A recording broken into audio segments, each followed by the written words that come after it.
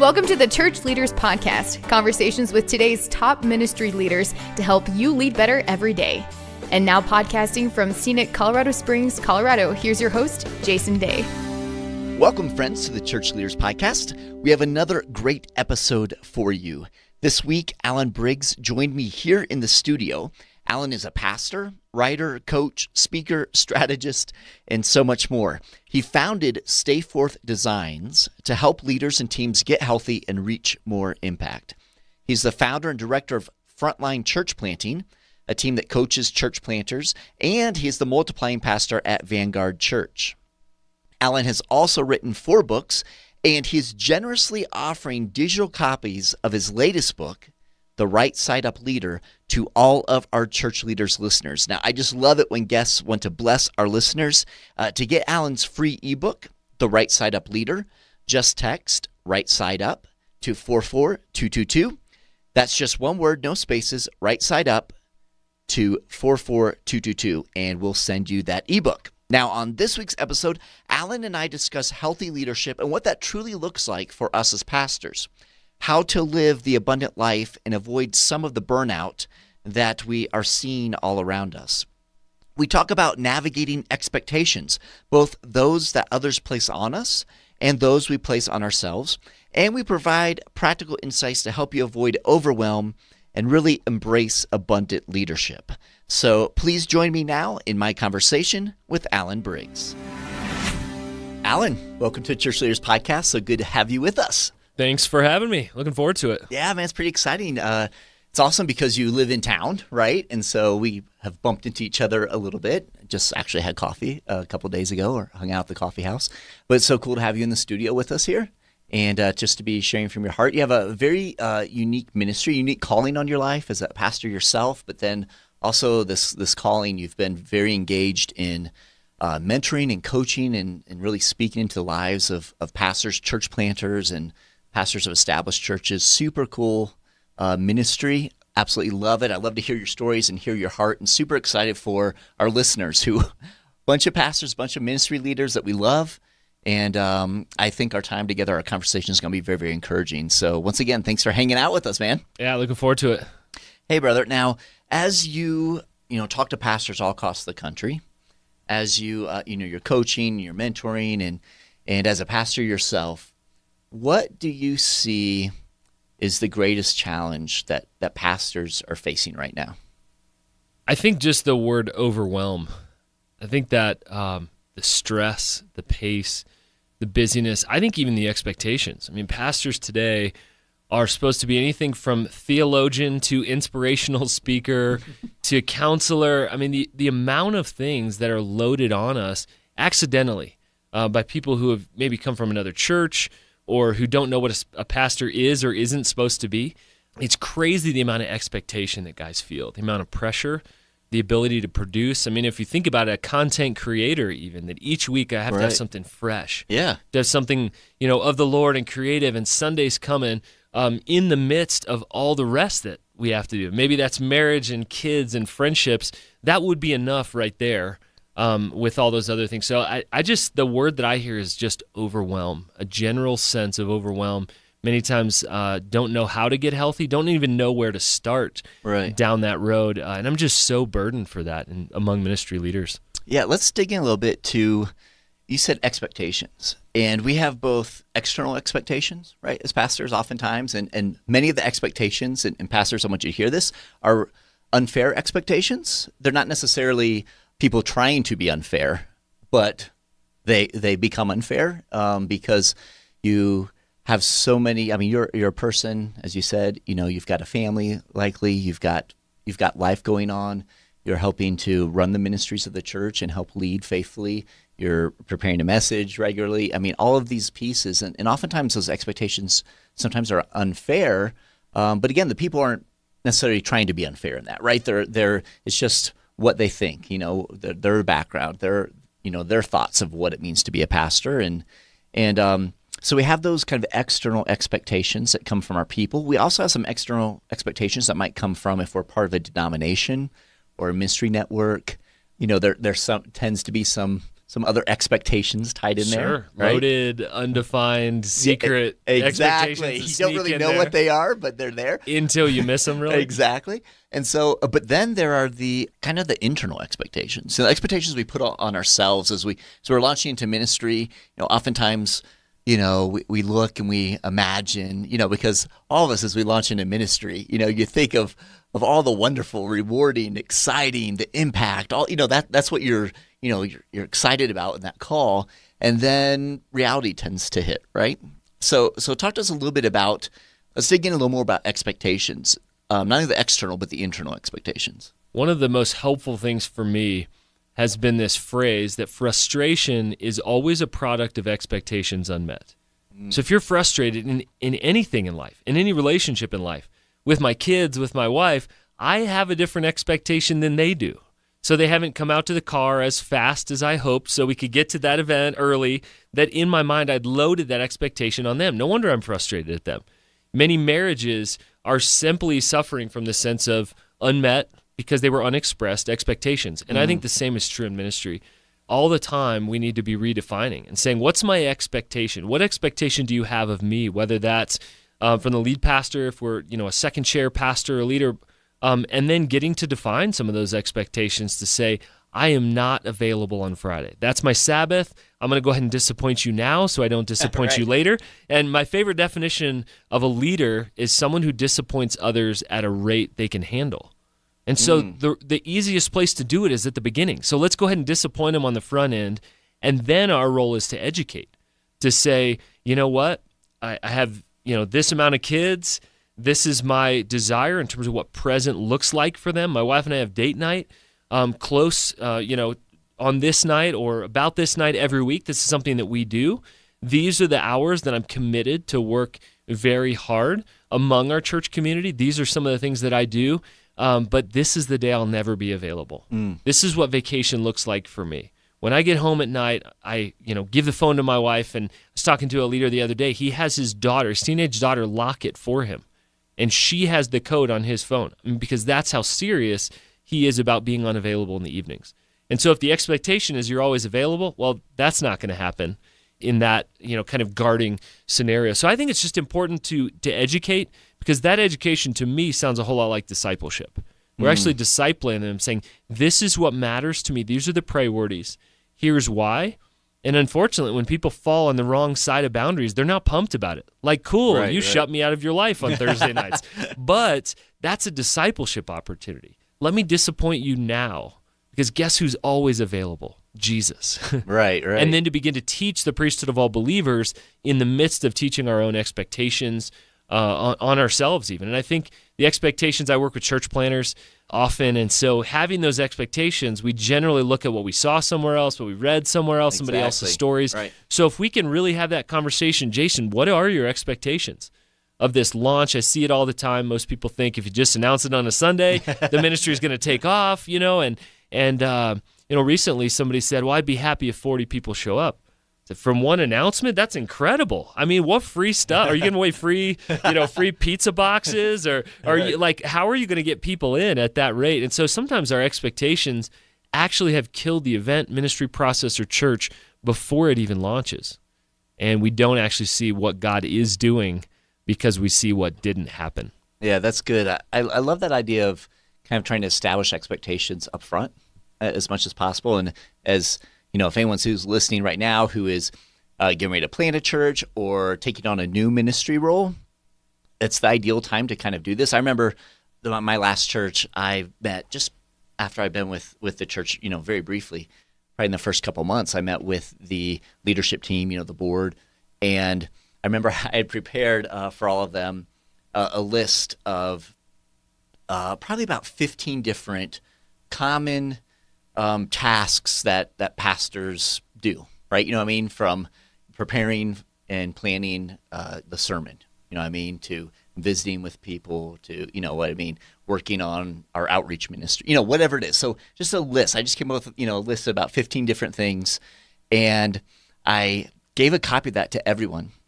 And I asked all of them right there, in the meeting, I said, just take the next 5 minutes, and just next to each of those items, if you could just put the number of hours that you would expect that I would invest in that particular task, right? And so they did it. And I collected them up, and we went on with our meeting. And then our next meeting, we got back together. And what I did is I went and I looked at what everyone said, and I took the most hours for every single one of those, right? Like, so if someone expected me to put, 15 hours into preparing a sermon, that was what was for that. And then however many hours of visiting families or, or engaging in the community and whatever it is. And so I took the highest number of hours for all of them and added them all up, and it was more hours than are in a week, right? You know what I mean? So then when we got back together... Maybe than in a year. Yeah, exactly. We got back together, and I was able to say, hey, listen, the reality is if I were to meet everyone in this room's expectations, I don't even have enough hours in a week to do that. Just I wouldn't be able to sleep. I wouldn't be able to, eat. I wouldn't be able to be with my family.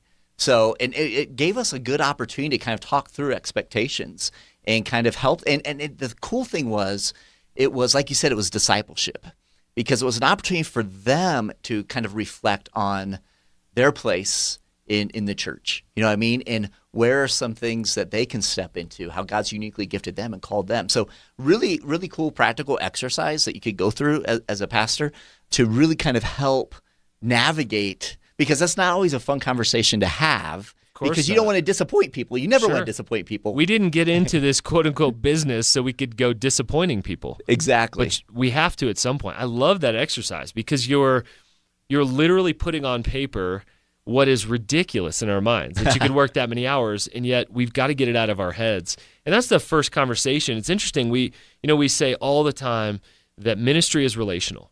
And I talk to pastors 10, 15, 20 years after they got into ministry and said, why'd you get into ministry? Oh, the people. What percentage of time your first year did you spend with people? Like 92%, right. What percentage of time do you spend now? And sometimes it's the reverse. Sometimes it's 8%. Mm-hmm. Say, how did we get there? Because we actually let ministry beat the life out of us and the passion out of us. And I think it has a whole lot to do with expectations and constantly defining those. I don't think it's that easy. I don't think it's a one-for-one win every time. But I love that exercise because you're literally saying, what are your expectations of me? And to bring your family in that. It's interesting, in a lot of my sort of secular research for one of my books, to just say, what's out there on this topic, I was actually studying something called depersonalization. And I found that that's what makes us feel like a machine, is this idea we feel depersonalized. And in that moment, and in that exercise, you're actually personalizing, saying, I have a family, I have these needs, I need to sleep. Right. I like racquetball or fly fishing or rock climbing, or here's our time for vacation. And it's very personal. It's relational. But in that moment, they're just thinking, here's what I want a pastor to do for me, instead of, this is me, this is our family. We want to be shaped here and formed in discipleship and mission. And so I think those are easy steps that all of you guys listening can do, is just put it on paper somehow and then create clear expectations. And of course, if you're married, have a conversation with your spouse. Even begin to have conversations with your older kids on what should be expected of dad and what isn't expected of dad, and then be able to give them their time. Yeah, that's good. That's solid. So pastors are experiencing a lot of overwhelm. Has to do with expectations. What other things play into kind of this sense of overwhelm? Our culture is going a million miles an hour right now. And I don't think we need any more stories of leaders, sort of a public crash in the news, to believe that our paradigm of leadership, the way we lead and experience life, is upside down. It's jacked up. And so we talk about, what does right side up leadership look like in an upside down world? It's going to be countercultural. It's going to be one of rest when striving and earning is the norm, the expectation. And so I think to first recognize how jacked up our leadership paradigm is, and then to begin to process that with other people. I think we're not going to get anywhere if we just realize it's jacked up and I'm going to have some anti-identity. I hate that. No, we've got to lead in this culture. So what does that look like in the practical ways? And I'm a coach, so I come from the perspective of questions. That questions shape, and questions disciple, and questions keep you up at night and mess with you and actually change your marriage because of the next date night that you have. And so just anybody listening, I would encourage you, get other pastors and leaders around and ask them, how do you get away from your phone at night? How do you turn off emails in your brain? How do you tell people you're on Sabbath? one of the interesting things is we've never had more ways for people to be able to reach us. Right. Back in the day, if somebody didn't have your personal phone number, then they had to call the church during those hours when you were physically there. We take work home with us these days. And so if you put things like Facebook Messenger in there, almost every social media, they can message you through that. It's unbelievable. There may be 7, 8, 10 ways for people to get to you somehow. And the reality is we weren't meant to be reached in all of those ways. And Jesus was able to jump in a boat and get away from the crowds and get back to leadership development with his boys. I think we need to be able to find those outlets as well. That's awesome. When you use the phrase right side up leadership, right? To be a right side up leader. What does that phrase mean? I mean, a lot of us listening, we could kind of make our assumptions, but I'd love to hear from you because you've written the book, The Right Side Up Leader. You spend a lot of time, a lot of prayer, a lot of energy, and this is a huge focus for your life and ministry moving forward. I know you coach a lot of pastors on this. So help us understand, what do you mean when you're talking about right side up leader? Yeah, two things, health and wholeness. And so when we talk about health, I think we're on the edge of a health revolution or a health movement. And I think we're realizing that all throughout culture, right, from the way people eat and exercise. But really, I think in the church, we realize there's this missing component of health. And so what we say as an organization is that we must choose health over impact, is that if we choose impact, and that is the thing we're running at, we'll do anything to get it, we're going to hit a wall. And it may be a slow burn. It may be what leaders call adrenal failure, where your body just kind of quits on you.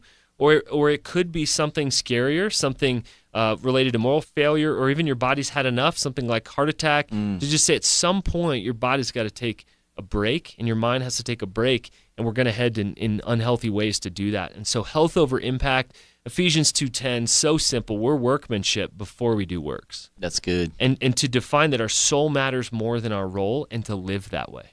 To choose that in those moments where you say, if I could just crush 6 more emails before I go home. But man, I love seeing the smile on my wife's face when I come home earlier than I told her I would. That is the choice for all of us, right? Right. We could all pound out 6 more emails or teaching prep or whatever else. And in those moments, we get to stop and say, my soul matters more than my role. And so it isn't just about going away for the weekends or Sabbathing or vacation, although those are hugely important. I think it's the posture in which we live.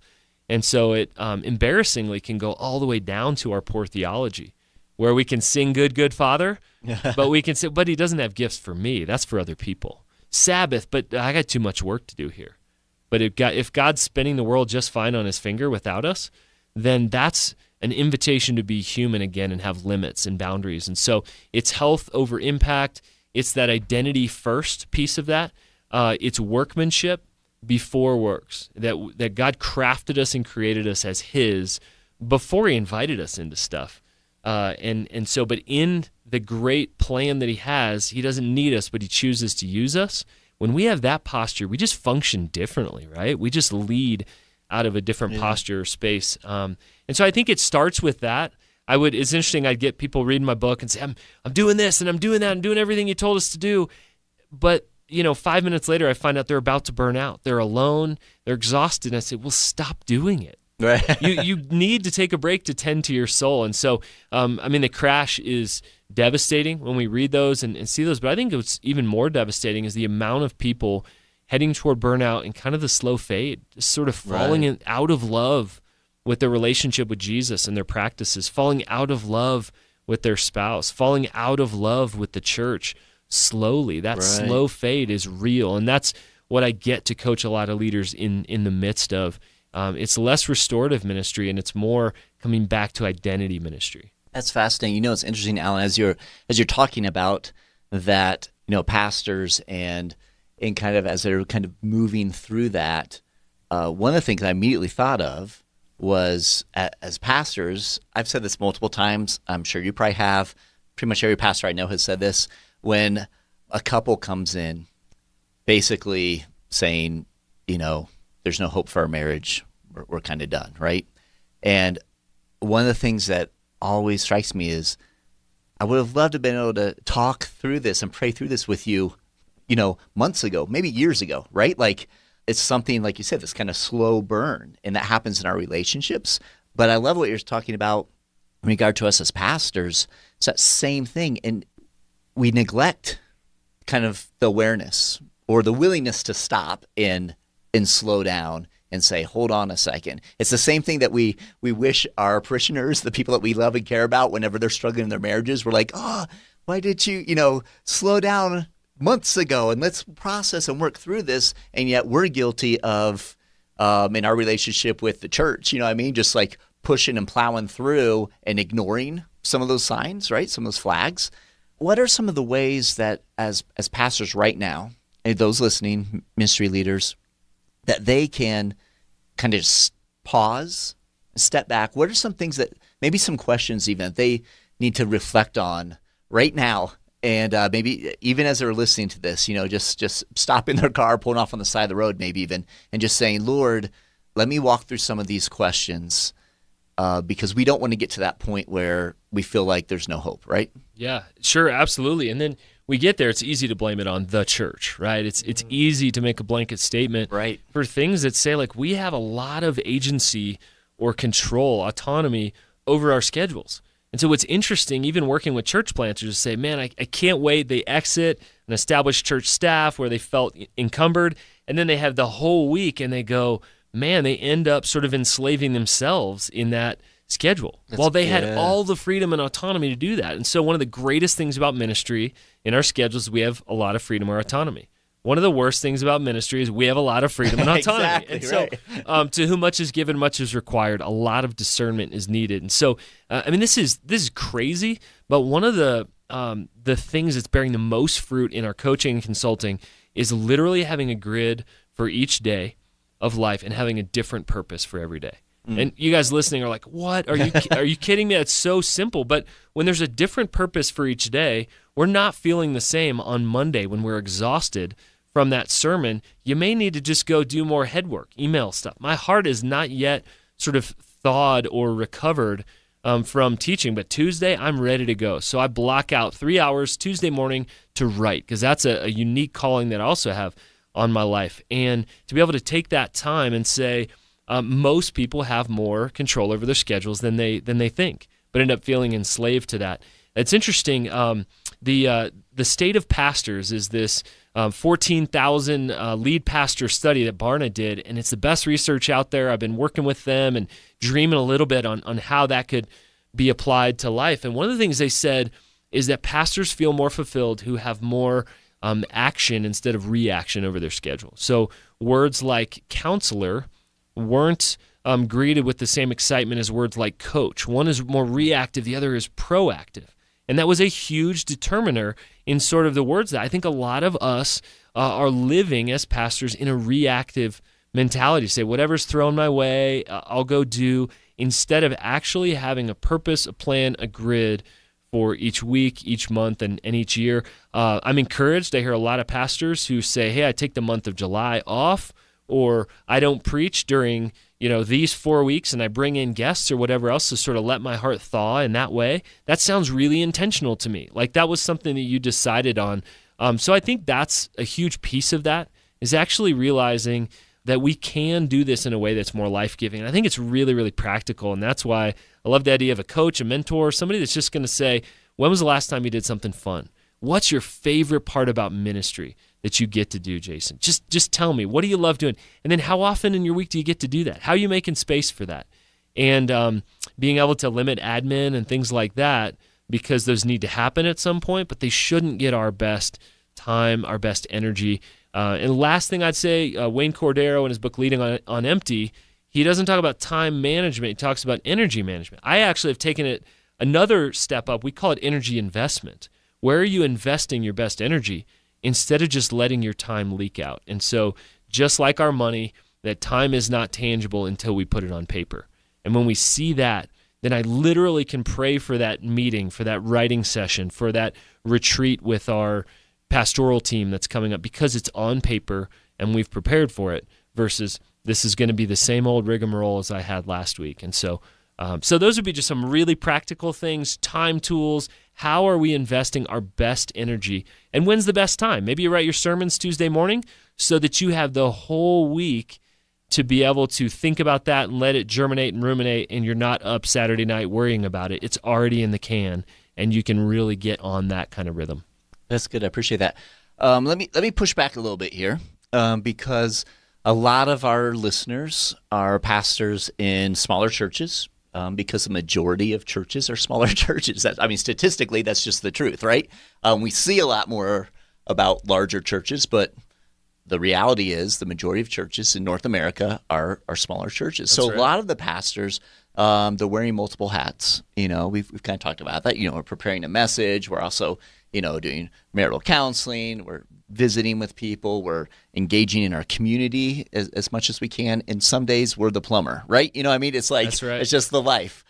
Not all of them can take July off, right? And people probably listen and say, man, that would be awesome. That's just not my place. We have a lot of co-vocational pastors as well. So how can a pastor who's in a situation, in a church, where he does feel pulled in many different directions, there's not as much resourcing, whether that's financial resourcing to bring staff on, or resourcing of even volunteers that can pick up here and there, or whatever it might be.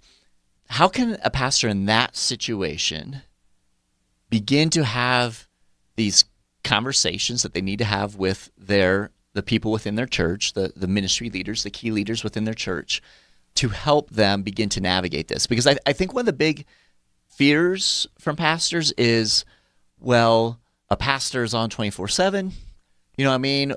I only have one life to live. I'm giving it to the kingdom type of a mentality. And again, go back to our original conversation, expectations. Like, people expect the pastor. Like, how would they kind of enter into that conversation with the people, very practical, and begin to navigate that in that type of a scenario? Yeah, great question. And I think there's always going to be pushback there. And I'm also co-vocational and trying to, weave those things together. And so I think if we start with the idea that we can never pull it off, that becomes a prophetic statement for our life. That's good. And I've seen that time and time again. But if you say we're going to make it work, like my wife and I early in our marriage said, we're going to get away for every anniversary. Well, we had to call a Christian camp and ask for a free night. We've had to bring our kids along to those, but we've gotten away for that. And that also becomes a prophetic statement. So if you don't believe it's possible, you've actually already lost in that. I could never take a Sabbath. We've already, made a statement. And by the way, if I'm saying that, my wife's not cool with it, the declaration that I've made, because that affects our whole family. Right.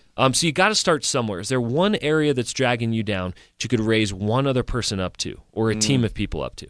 So I'm a huge fan of team. We actually can't do healthy leadership long-term without a team. And so if we think I'm the only one at this church qualified to do this, the only one, I'd question that, to say, okay, so who's going to preach for you when you're gone? And even that, we need to, instead of having the substitute model, where like, a substitute comes into class, right? You give them a hard time. They don't know what they're doing. You got spitballs flying, people on their desk, versus the guest speaker. When a guest speaker is there, you're like, oh man, this is special. Raise up the person who's leading in your church, or who's, teaches during the year but has more capacity because, they're off for the summer. Raise them up to actually become a teacher. They're not going to be as good as you at preaching, but could you do that before you have to when you're on vacation? So that it's actually guest speaker model instead of the substitute. That's good, because it's not like, hey, someone's filling in while I'm on vacation. Totally. Right? That message you're sending there is not... Or not the student pastor that always speaks that 1 week a year because there's like 14 people that show up. And, right. And so instead, you're creating a team culture. Well, then somebody else says, I want to be on a team. Seems like team's a big deal here. The water level, or the ships all rise as the water level rises. And so I was actually coaching a female refugee pastor in a small town community. And so it doesn't get much more grassroots. She has 2 extra jobs on the side, and she knows she needs to pass this off.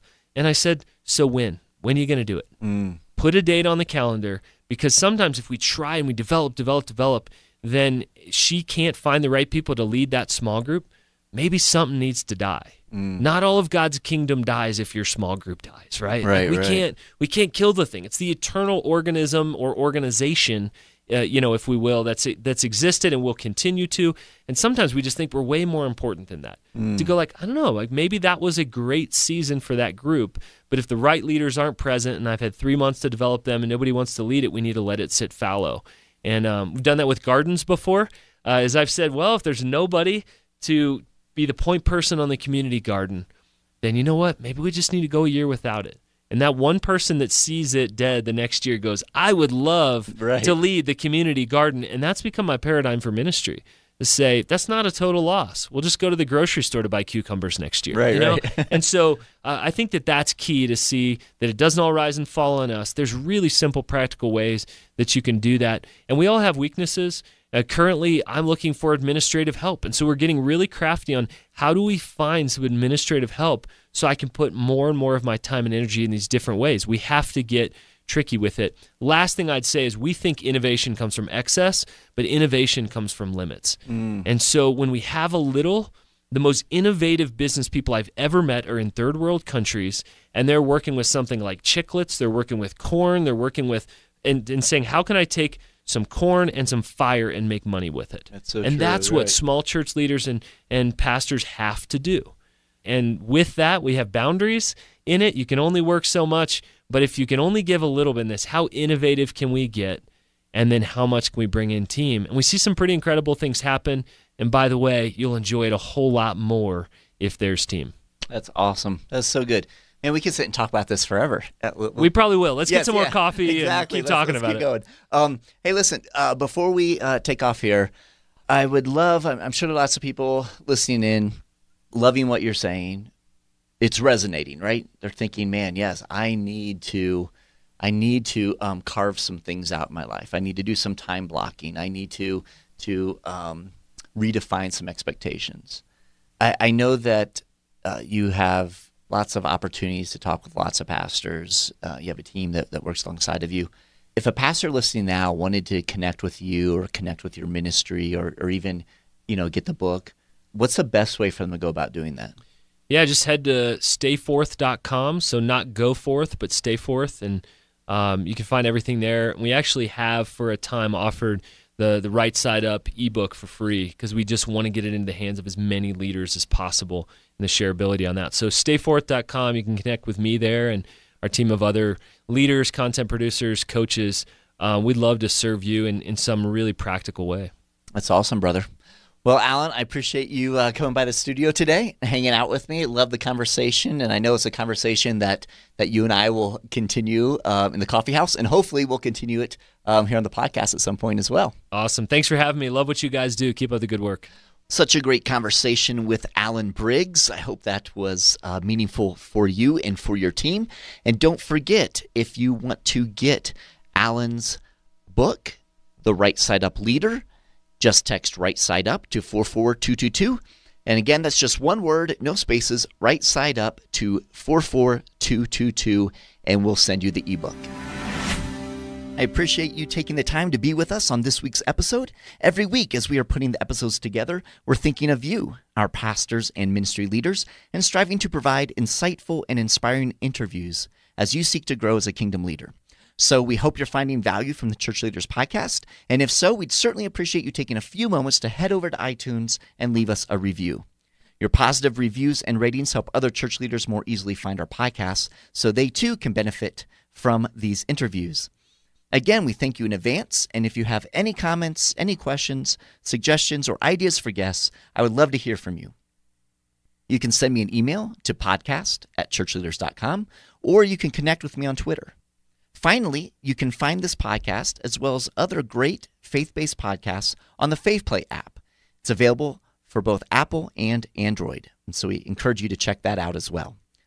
So until next time, this is Jason Day, encouraging you to love well and lead well.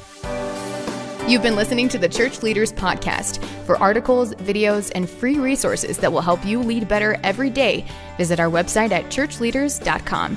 Thanks for listening.